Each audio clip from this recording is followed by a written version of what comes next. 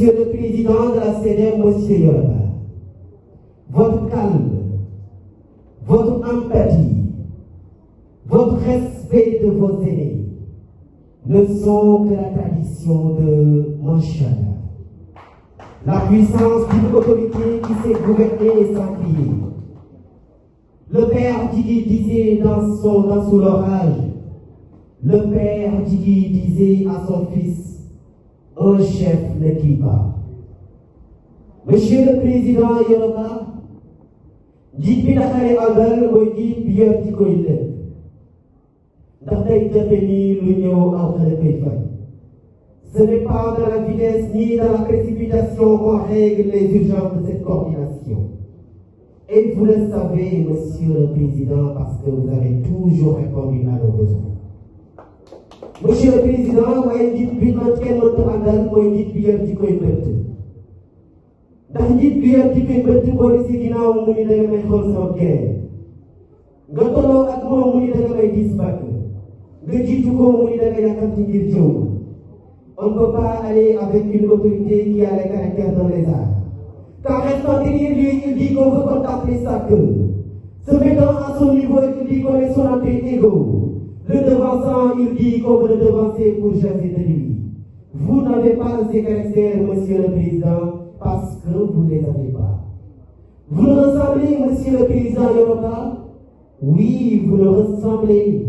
Et là, on va ressembler nos oreilles, notre conscience pour vous dire que nous vous écoutons.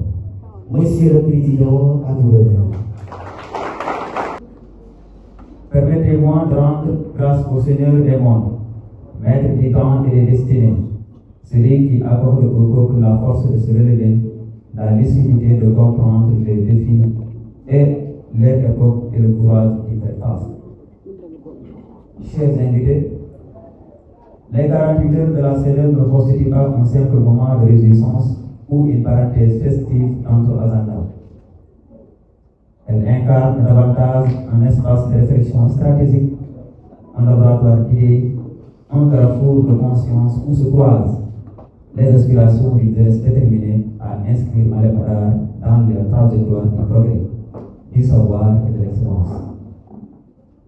Notre rencontre de ce jour s'articule autour de deux problématiques majeures qui interpellent directement l'avenir des étudiants et le devenir de notre cher département.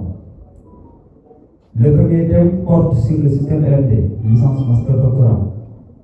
Cette architecture universitaire issue des mutations profondes du savoir contemporain et des exigences compétitives académiques mondiales. Le second thème, quant à lui, nous convoque à une réflexion encore plus existentielle. Jeunesse estudiantine et développement local, quelle contribution pour Malem-Hodar? Deux thématiques différentes en apparence, mais profondément liées dans leur essence. Car il ne saurait y avoir de développement territorial sans capital humain qualifié. Il ne saurait y avoir d'université performante sans finalité sociale. Et il ne saurait y avoir de véritablement et utile lorsqu'il demeure déconnecté des réalités de son territoire. Auguste Assemblée, le système LMD fut pensé comme une réforme de modernisation, une tentative d'harmonisation des parcours universitaires et une volonté d'adapter nos institutions académiques aux standards internationaux. Dans sa philosophie originelle, le LMD a comme mission de favoriser la mobilité des étudiants, de promouvoir la professionnalisation des filières, d'encourager la recherche scientifique et de faciliter l'insertion socio-professionnelle des diplômés. Mais dans une université marquée par l'insuffisance des infrastructures, la précarité sociale des étudiants, la faiblesse des capacités d'accueil et les difficultés d'orientation pédagogique, la toute première vocation de l'étudiant demeure la prise du système LMD. Sinon, une réforme sans accompagnement structurel risque parfois de devenir un mécanisme théorique de l'autorité du père. C'est pourquoi, loin de toute posture nihiliste, nous sommes convaincus que le salut réside dans la capacité du primo-entrant à franchir toute barrière morale et psychologique. Mesdames, Messieurs, le deuxième thème nous interpelle avec une gravité particulière. jeunesse étudiantine et développement local, quelle contribution pour Malick Bara? Cette interrogation mérite d'être posée avec lucidité. À quoi sert l'intelligence si elle abandonne son territoire? À quoi sert le savoir s'il ne soulage aucune souffrance collective? Nous appartenons à une génération qui ne peut plus se contenter de contempler passivement les défis de son département.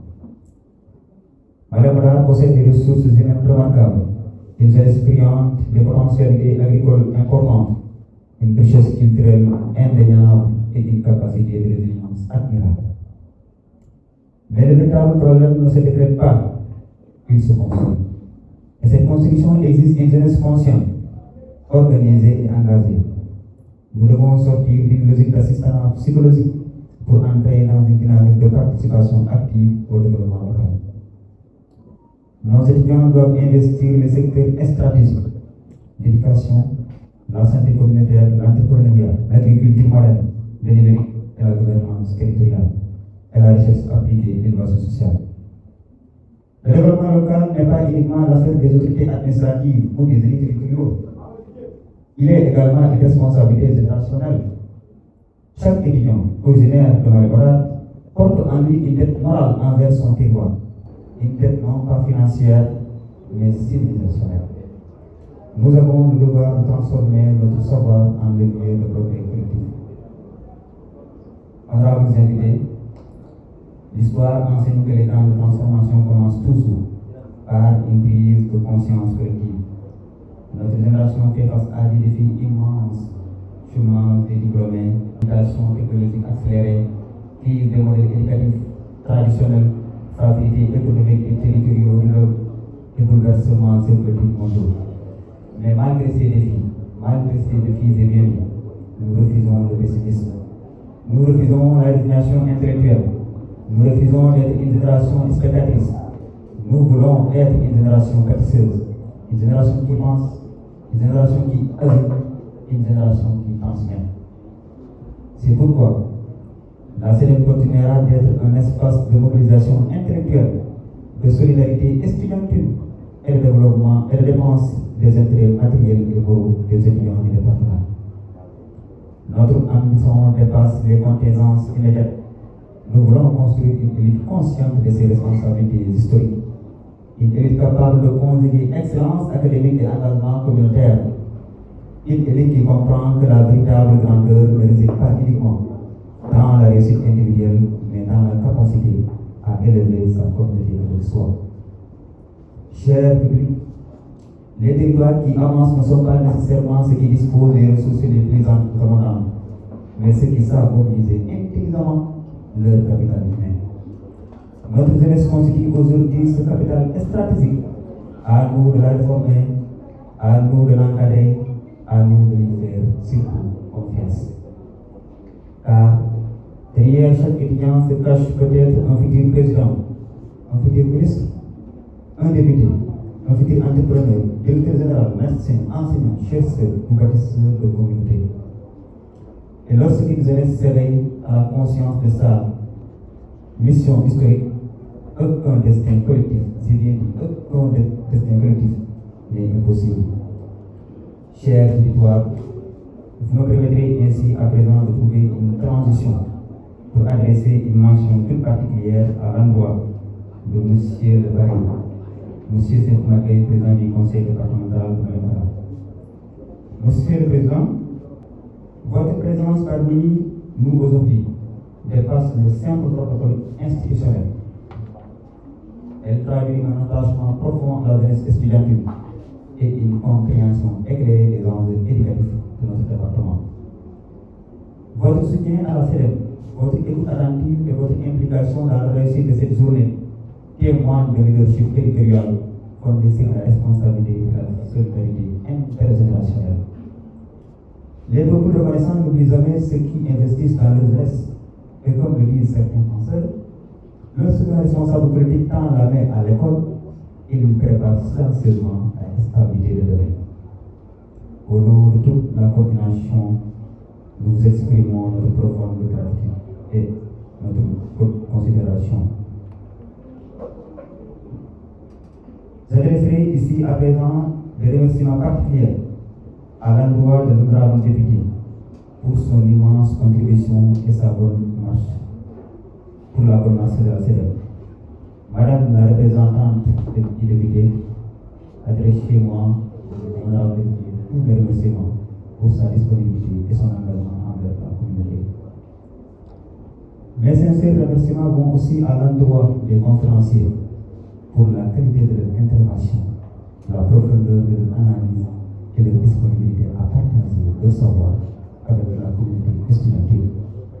J'ai été très ému de vos interventions, d'autant plus que vous n'avez pas été favorable à intervenir aujourd'hui. Ça me fait un grand plaisir. Votre engagement intellectuel et pédagogique a donné tout son éclat à ces journées. Au-delà d'être nos conférenciers, vous êtes le soldat qui inspire la masse juvénile du département de la en particulier celle estudiantine, parce que vous étiez tous là devant nous et vous nous avez guidés vers ce pas de réussite pour sortir. Mention spéciale à vous. Je ne saurais terminer mon allocution sans adresser ici toute ma reconnaissance à l'ensemble des étudiants du département de Malem-Hodar pour leur présence, leur implication et leur disponibilité pour la bonne marche de notre structure. J'adresse une mention très particulière à mes braves collaborateurs, les infatigables membres du bureau de la CEDEAO. Vous avez été formidables, exceptionnels et très serviables durant tout ce mandat. Soyez-en vivement remerciés. Vive la coordination des élèves étudiants du département de Malem-Hodar. Vive Malem-Hodar, vive le Sénégal. Je vous remercie.